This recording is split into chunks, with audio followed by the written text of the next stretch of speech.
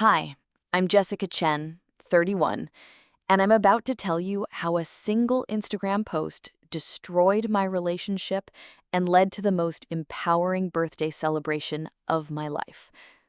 My boyfriend of 3 years, Marcus Williams, and I bought a beautiful lakeside cabin in the mountains outside Denver 18 months ago. It was supposed to be our sanctuary, a place where we could escape the city, plan our future together, and build memories that would last a lifetime. The cabin wasn't cheap. We split the down payment equally, put both our names on the deed, and agreed it would be our special place. Marcus was adamant that we keep it private and intimate. "This should just be for us," he'd say whenever I suggested inviting friends or family. "It's important to have something that's just ours."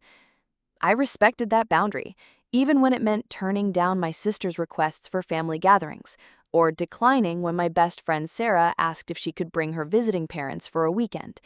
The cabin was sacred, our shared investment in our future together. 2 weeks ago, while Marcus was supposedly at a work conference in Chicago, I was scrolling through Instagram when I saw a post that made my blood run cold. It was from Amber Rodriguez, a 26-year-old marketing coordinator at Marcus's company, whom I'd met exactly twice at office parties.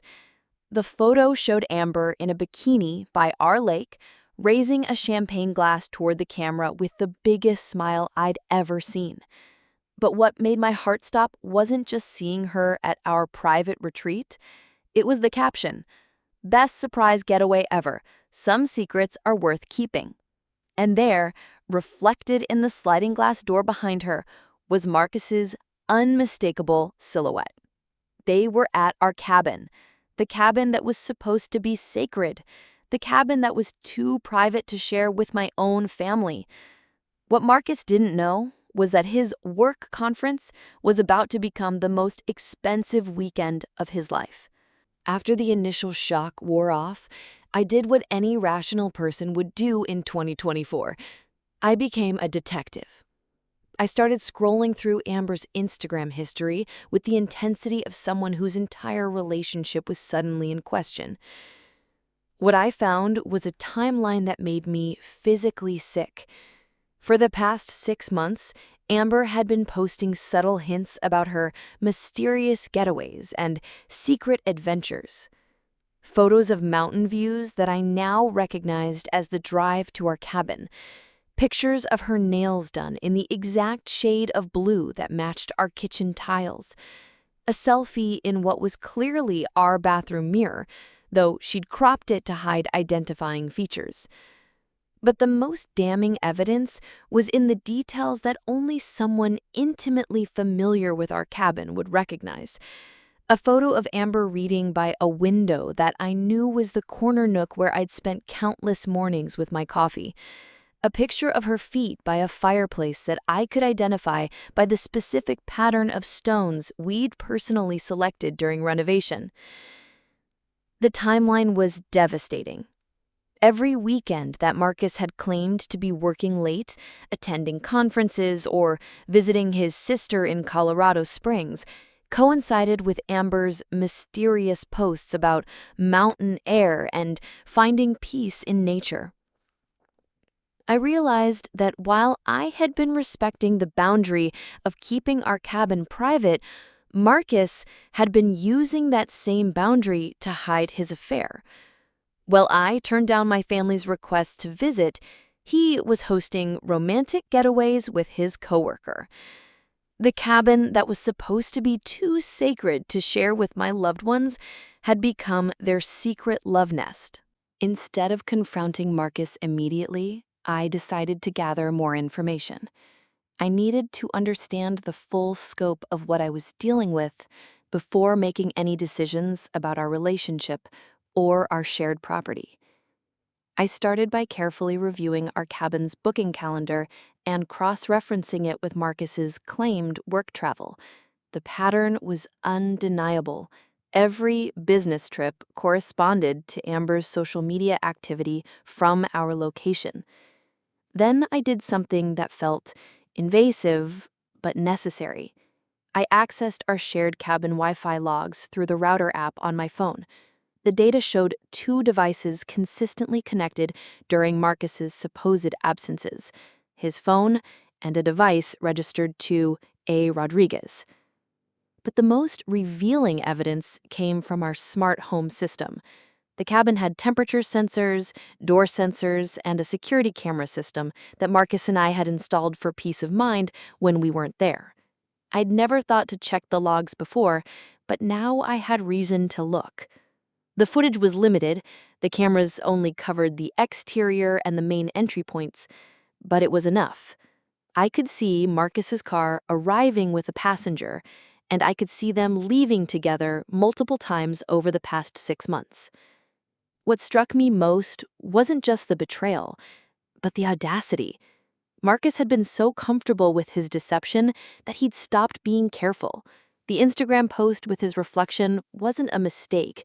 It was the behavior of someone who thought they were completely safe from discovery. As I processed the emotional betrayal, I also had to confront the practical implications. The cabin represented a significant financial investment for both of us. We'd each contributed $40,000 for the down payment, and we were both legally responsible for the $3,200 monthly mortgage. But there was one crucial detail that Marcus had forgotten. While both our names were on the deed, the mortgage and all utilities were in my name only. Marcus contributed his share each month through transfers to my account, but legally, I was the primary account holder for all cabin-related expenses. More importantly, I was the one who handled all the cabin management. I had the relationships with the cleaning service, the maintenance company, and the property management firm we used when we occasionally rented it out to offset costs. Marcus contributed financially, but I managed every practical aspect of ownership. This meant that while Marcus had been using our cabin for his affair, I had been the one ensuring it was maintained, cleaned, and ready for his romantic getaways with Amber. I had been unknowingly facilitating my own betrayal. My 32nd birthday was 3 weeks away, and Marcus had already made a big show of planning something special for the occasion. He'd been dropping hints about a surprise celebration and had asked me to keep the weekend completely free. Now I understood why he was being so secretive about the plans. He probably needed to coordinate with Amber's schedule. But Marcus's surprise was about to be overshadowed by my own plans. I contacted a locksmith who specialized in vacation property security. For $800, they could install a new smart lock system that would invalidate all existing keys and provide me with complete access control through a phone app.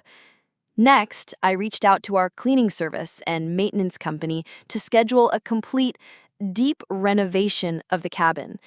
I told them I wanted to surprise my boyfriend with updated furnishings and a fresh aesthetic for our anniversary.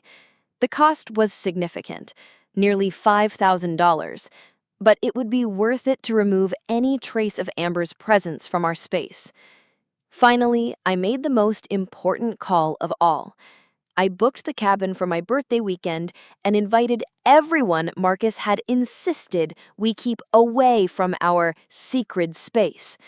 My guest list included my parents, my sister and her family, my college roommate who was visiting from California, and my best friend Sarah with her husband and kids. 12 people total. Exactly the kind of family gathering Marcus had always said would ruin the intimacy of our retreat. The irony wasn't lost on me. The cabin that was too private for my family was about to host the biggest celebration of my life. The locksmith came on a Tuesday morning while Marcus was at work. The entire process took 3 hours, and by the end, I had complete control over who could access our cabin. The old keys, including the spare that Marcus thought I didn't know he'd given to Amber, were now useless pieces of metal. The renovation crew worked throughout the week, replacing bedding, updating furniture, and giving the cabin a completely fresh feel. I made sure to document everything with photos, both for my own satisfaction and as evidence of my investment in improving the property. By Friday, the cabin looked better than it ever had, but more importantly, It felt like mine again. I drove up to the cabin early Saturday morning to prepare for my birthday celebration. The mountain air felt different, cleaner somehow, like the space had been purified of Marcus's betrayal. My family began arriving around noon. My parents brought homemade decorations and my favorite cake. My sister's kids ran around the property with the kind of joyful energy that filled the space with laughter I'd never heard there before. By evening, the cabin was full of the people who actually loved and supported me. We had a barbecue by the lake, played games on the deck, and shared stories around the fire pit that Marcus and I had built together, but that he'd never allowed me to enjoy with my family. At sunset, Sarah raised a toast to Jessica, who taught us that sometimes the best way to celebrate a birthday is to reclaim your life. I felt more at peace than I had in months. Marcus called me around 9 p.m., just as my family was settling in for the evening. "Hey, babe," he said, sounding unusually flustered. "I'm at the cabin, but my key isn't working. Did you change something?" I stepped outside so my family couldn't hear the conversation that was about to unfold. "Yes, I changed the locks," I said calmly. "What? Why? I'm here with... I wanted to surprise you for your birthday weekend." "I'm sure you did want to surprise me. Just like Amber wanted to surprise her Instagram followers with that bikini photo by our lake." The silence on the other end of the line lasted so long that I thought the call had dropped. "Jessica, I can explain." "I'm sure you can. But I'm not interested in explanations right now. I'm interested in enjoying my birthday celebration with people who actually respect me." "Your birthday celebration? What are you talking about?" "I'm talking about the family gathering you've been preventing for 2 years. My parents are here, my sister's family is here, and my friends are here. We're having the celebration you always said would ruin the intimacy of our special place." I could hear Amber's voice in the background, asking what was happening. "You need to leave," I told Marcus. "Both of you. This is my birthday weekend, and you're not invited." "Jessica, you can't just lock me out of my own property." "Actually, I can. While your name is on the deed, the mortgage and all utilities are in my name. Legally, I'm the primary account holder, and I have every right to control access to the property." What Marcus didn't understand was that I'd spent the past week consulting with a property attorney to understand my rights and options. The lawyer had been very clear. While Marcus had ownership interests in the property, my position as the primary mortgage holder and account manager gave me significant control over access and use. More importantly, the attorney had explained, if he's been using marital property to conduct an affair, that constitutes a breach of fiduciary duty that could impact any future property settlement. I'd also learned that Marcus's use of the cabin for his affair could be considered waste of marital assets. Even though we weren't married, our shared property ownership created similar legal obligations.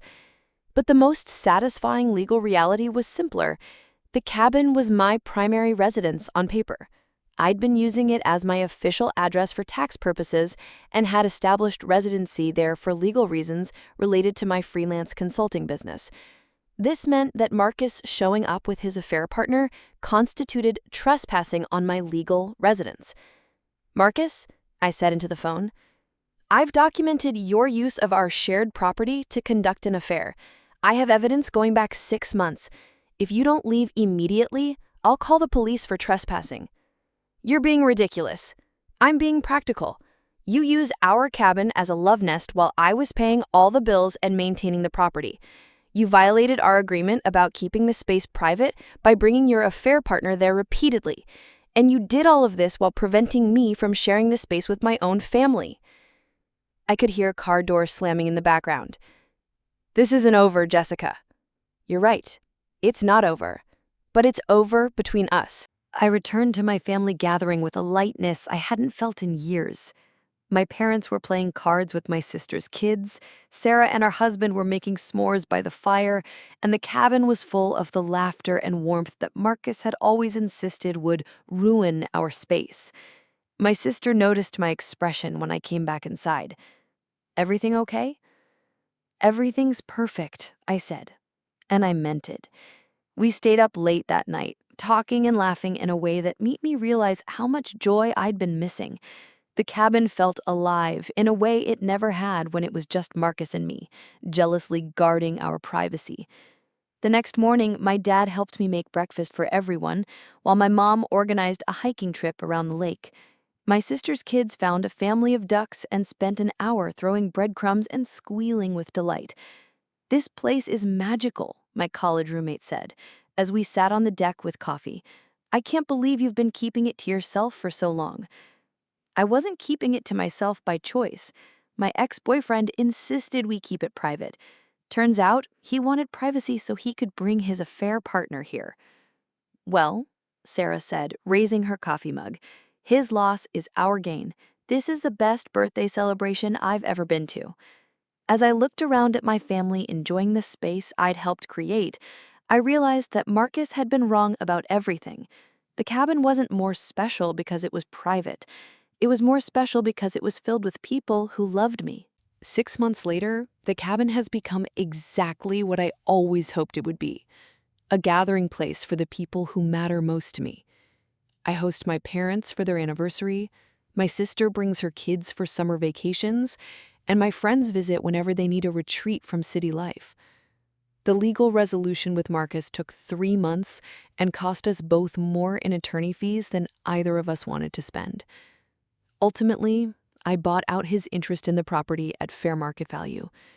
While it meant taking on additional debt, it was worth it to have complete control over my sanctuary.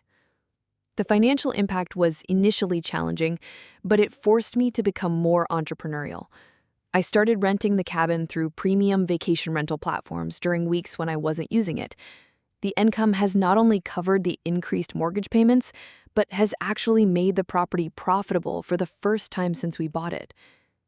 Marcus's relationship with Amber lasted exactly 6 weeks after our confrontation. Apparently, their romance was more exciting when it was secret and forbidden. Once it was out in the open, they discovered they had very little in common beyond their shared love of betrayal. I learned later that Marcus had been telling Amber that we were basically roommates and that our relationship was essentially over. She'd believed she was involved in a romance with someone who was emotionally available, not an affair with someone who was actively deceiving his long-term partner. The aftermath at Marcus's workplace was swift and brutal. Word spread quickly about his affair with a subordinate and his use of shared assets to facilitate it. While the company couldn't fire him for his personal conduct, his reputation was permanently damaged. Amber transferred to a different department, and Marcus found himself increasingly isolated from colleagues who had previously respected him. 6 months after the confrontation, Marcus reached out through mutual friends to apologize and express regret about how everything ended. The message conveyed that he finally understood the magnitude of his betrayal and its consequences. While I appreciated the acknowledgement, I felt no desire to respond or reopen any form of communication. The most satisfying part of the entire experience was realizing that I hadn't lost anything valuable. I'd lost a partner who was willing to betray me, lie to me, and use our shared assets to facilitate his deception. In exchange, I'd gained complete ownership of a beautiful property and the knowledge that I could handle a crisis with grace and strategic thinking. The transformation wasn't just about the cabin or the relationship. It was about discovering my own strength and resilience. Friends often ask how I stayed so calm and calculated during such an emotionally devastating discovery. The truth is that focusing on practical solutions helped me process the betrayal without being consumed by it. I've also become something of an inspiration to other women in similar situations. Sarah connected me with 2 friends who discovered their own partners' affairs, and I was able to help them navigate the legal and financial complexities of shared assets and property rights. There's something deeply satisfying about turning personal pain into practical wisdom that can help others. My birthday celebration at the cabin has become an annual tradition. Every year, I invite everyone Marcus used to say would ruin our space, And every year, they fill it with more joy and love than it ever had when it was our private retreat. The cabin that was supposed to be too sacred to share with my family became the foundation for some of my most treasured family memories. And the Instagram post that revealed Marcus's betrayal became the catalyst for the most empowering decision I've ever made. Looking back, I'm almost grateful for Amber's careless social media post. Without it, I might have continued living in a relationship built on lies and false boundaries. I might have spent years more believing that Marcus's possessiveness about our private space was romantic rather than strategic. I might never have discovered that the person I thought I was building a future with was actively undermining that future behind my back. The cabin now represents something entirely different than what Marcus and I originally envisioned. Instead of being a retreat from the world, it's become a bridge to deeper connections with the people who truly matter. Instead of being a symbol of exclusivity, it's become a symbol of abundance and generosity. Sometimes the worst betrayals reveal the best truths about who we are and what we're capable of achieving when we stop accepting less than we deserve. Sometimes the worst surprises lead to the best revelations. If this story shocked you, just wait for what's next. Leave a comment, share it with someone who needs to hear this, and of course, subscribe and hit the bell so you don't miss a single notification.